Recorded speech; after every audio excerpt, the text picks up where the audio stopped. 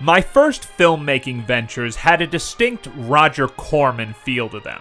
No, there weren't any rubbery monsters, daredevil auto stunts, or wall-to-wall tits, but I made fine use of existing sets. Thanks to an extreme case of social awkwardness, those sets were my sister's dollhouse and a Star Trek OS Enterprise deck. This way, I wouldn't have to interact with, people. I did all the voices, I worked the camera, complete creative control, and performers who would do anything I wanted. If I'd known how lucrative cat videos would become, I'd have skipped all that and just followed my black cat Tom around the house. I was hit with a wave of nostalgia and recognition upon my viewing of the one-of-a-kind Bill and Coo from 1948. Cool. There is a fine Walt Disney biography by Neil Gabler, which addresses the cryogenic freezing rumors right up front and later tackles the anti-Semitism accusations as well. These are merely blips on an extraordinary career. Now, imagine Disney as less a visionary and more of a carnival barker with very limited access to money. If that were the case, he'd probably have made something like Bill and Coo, a true oddity, and as close as a live-action film can get to also being an animated film. I've spoken about oddities before, but this one takes the cake. What is Bill and Coo? It's certainly an innocuous title. Is it a romance? Yeah, I suppose. Is it a slice-of-life drama? Sure, why not? A wacky comedy? Uh-huh. Is it a family film full of action and wonder? I fucking guess so, because the whole goddamn cast is birds. If you could go back in time, what would you do? It's a great question, and since I know how fragile the past is based off of my painstaking research watching all 3 Back to the Future movies and that Simpsons Halloween episode, my response would be that I'd simply want to witness things that are long gone. Vaudeville is a relic of the past, but as an entertainment around the turn of the century, it must have been amazing. These performers either excelled at one particular thing, or a bunch of things, performing multiple shows a day, honing their considerable craft and broadening their talents. Ken Murray had showmanship in his blood. He wasn't the most famous vaudevillian, and his subsequent work in film and television, with the exception of his role in The Man Who Shot Liberty Valance, have mostly been forgotten by time. It seems he was well-liked, but I get the feeling he was never taken seriously as a showman. That didn't stop him from pursuing a career in show business. Like the well-endowed Milton Berle, he was right there in the beginning, hosting his own show from 1950 to 1953 during the burgeoning early days of television. His wild variety show Blackouts was a major success, and one of the performers was George Burton and his flock of performing birds. It was from this collaboration that Murray hatched the idea for a feature film cast entirely with Burton's birds. The movie opens with Ken, I wish it was Bill, Murray, playing himself and talking directly to us. He informs us that we're making a picture with birds. Murder. Considering what follows, I'd say that's an accurate statement. Burton brings our 2 temperamental stars out, and it's Bill and Coo. Now, I'm not a bird expert, but it seems that they're either parakeets, canaries, or lovebirds. Either way, they have their own monogrammed folding chairs, and it's cute as fuck. Burton makes a little demonstration of them walking a tightrope. Remember, I have no idea what this movie's about. So obviously somebody in the late 40s wandering into a theater after finishing their 4th pack of cigarettes and their steak and donut sandwich might wonder the same. It turns out that this is the last we'll see of any humans for the duration of the picture. The music by Academy Award winner Lionel Newman, uncle of Randy, Thomas, and David Newman, swells, and we're treated to a credit sequence informing us that the film was shot in true color, the cheapy color process of choice for films with a small budget but big Technicolor dreams. We're also told that this picture is dedicated to the pets of mankind. And I kept expecting it to follow up with, except that asshole cat who threw up on my bed. The word adorable immediately comes to mind. Chirpendale, USA. a bustling small town populated entirely with residents of the avian variety, and a better but less commercially viable title than Bill and Coo. Now, it's shown using a modified dolly shot standing in for a crane. I bring this up because the set is entirely miniaturized, and the shot gives the town a sweeping sense of scale. It's non-stop sight gags, with a bird pushing an ice cream cart, a bird pushing a stroller containing eggs, which hatch a minute later. Oh, newborn chicks are gross. Birds are on a trolley, and a bevy of funny signs. Now, I wouldn't dream of comparing the genius of The Simpsons to friggin' Bill and Coo. But I'll admit that I got a Simpsons vibe with all the signage. There's the Swallow Travel Agency, 42nd Street and Birdway, and the cowbird film Roy Robin. Each bird has a name like Beatrice Fairfinch, Professor Plato's Spoonbill, who teaches that the world is shaped like an egg, and probably creationism. And Bill Falcon, who, well, I'm a little uneasy about who his father might have been. Obvious tricks aside, one scene is jaw-dropping. A bird is doing laundry the old-fashioned way, scrubbing it in a pot.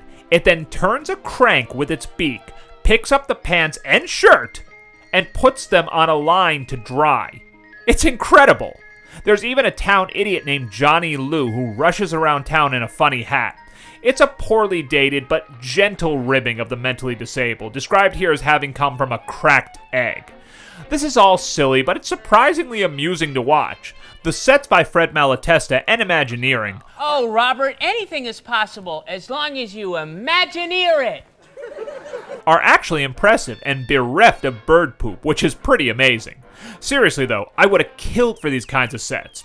It reminds me of the commercials I saw for action figures like He-Man and RoboCop growing up. Sure, the figures look cool, but I also want those buildings and mountains and stuff I can smash into. Why didn't they sell those too? Now you might be asking, is there a story? You bet your feathery ass there is. Is it a doozy? A real humdinger? No. It's more of a I'm rich and you're poor but let's dance together type of movie. Low income but sweet taxi driver Bill courts his upper class sweetheart Coo, who lives in a swank penthouse at the hotel. The film makes a concerted effort to let Ken Murray do his wisecracking second-rate comedian shtick via narration, but the birds do occasionally talk to disturbing effect. A mother calls for her daughter Sally in a shrill, scary voice. Sally, your mother's calling you. A student dared to question Professor Spoonbill, and now he's sitting in the corner wearing a dunce cap and repeating, I'm a bad bird, but I still say the world's not shaped like an egg. It's round, it's round. In film school, we were shown a short with a brilliant concept. It's a static shot of a busy street. A narrator isn't commenting on the action, he's commanding it. It works shockingly well. He says things like, all right, a mother and her daughter enter now. Good. 2 cars stop at that light. Right. Let's bring those birds down to the signpost. It's just raw footage of everyday life that's twisted to seem like the director is God and commands everyone to do his bidding. In the case of Bill and Coo, they just set up amusing things and added comments later to shape a story. This is especially true in the film's final scene. Thankfully, a real screen veteran arrives to shake things up, a veritable superstar amongst birds. Of course, I'm referring to Jimmy the Crow, who is really a raven. His credits include classics like The Wizard of Oz, It's a Wonderful Life, and Son of Dracula. Soaring in to play the heavy, Jimmy is known as the Black Menace. Is this a thinly veiled defense of segregation? And the need to keep creatures of a different color out of small, sleepy towns? Holy shit, I hope not. Night falls and the local bar is hopping with bird jazz blaring and bug juice flowing. Somebody hits the jackpot on a slot machine and bird seed flows out. Slippy McCall, whose name has got to be a phony since he's probably wanted by the law, gets bird shit faced. The festivities are cut short when the Black Menace swoops into town. Crows, again, Jimmy was a raven, but he's a very versatile performer, are omnivores. So even though they don't spell it out, he's there to eat the residents of Chirpendale. Murray describes the Black Menace as the awesome terror overhead. Owls alert the townsfolk, sounding like a Swahili woman screaming. The 2 night watchers keeping their lonely vigil give a final shriek of warning. The birds hide in their homes, turning off the lights, they have electricity apparently, and nestle, see what I did? In the dark. They have an underground bunker with the name Frayed Hole in big letters, so hopefully Jimmy can't read.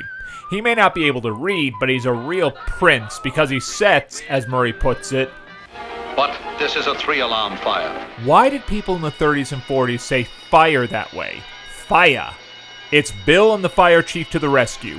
The chief slides down a pole and rings a bell. Then Bill grabs the fire engine and away they go. The fire engulfs Koo's hotel as Wagner blares on the soundtrack and the birds quickly evacuate, probably by being smoked out.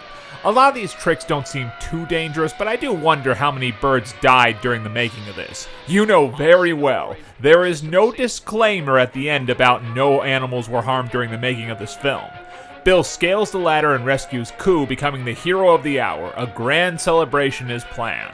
Bill and Koo set off in an air balloon, which is cool, but I'm assuming these birds' wings are clipped so they can't get away, so it seems cruel to tease them with a balloon ride.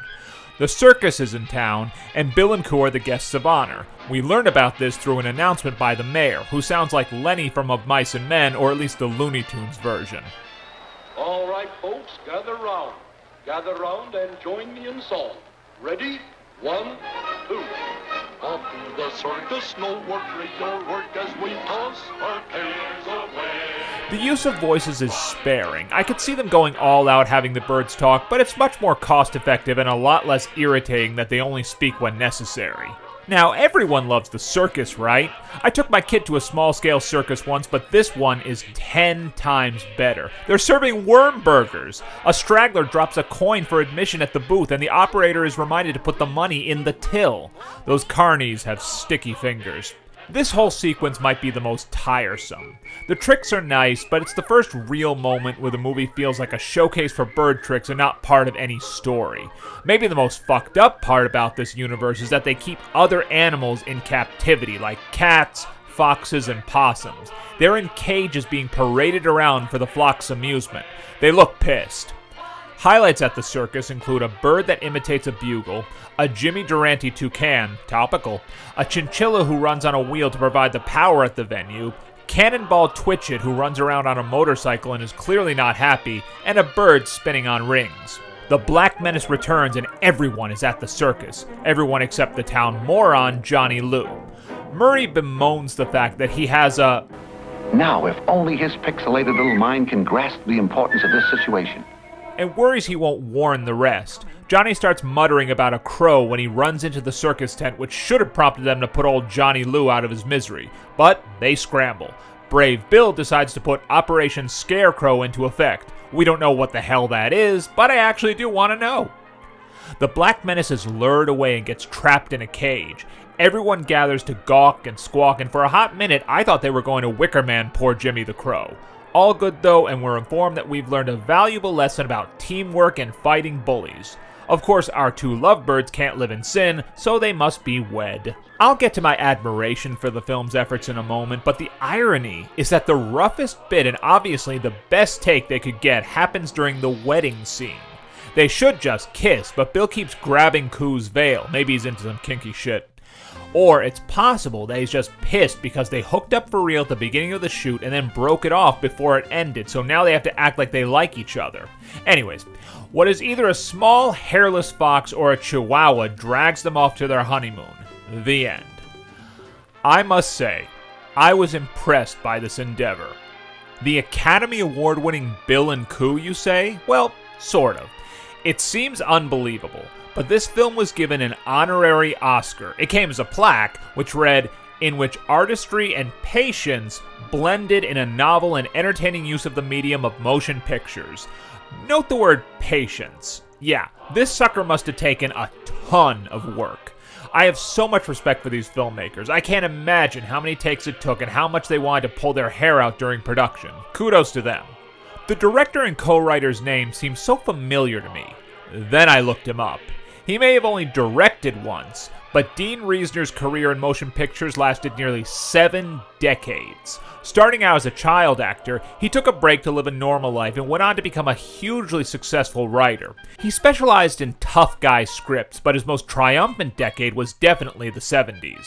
He was a favorite of Clint Eastwood and Don Siegel, working on Coogan's Bluff, Dirty Harry, Charlie Varick, an underrated gem, Play Misty for Me, The Enforcer, and a ton of uncredited work on films like Starman, Blue Thunder, and High Plains Drifter. Who'd have thought that someone with such a knack for writing rough, hot-blooded badasses could make something so damn cute? I hope he had a good sense of humor whenever his buddies brought this movie up. If not, he might have had to go all Black Menace on their asses. Thanks for watching. You want more Bent Wookie content? You got it. NickCarter.com and subscribe to the Bent Wookie YouTube channel. Take care.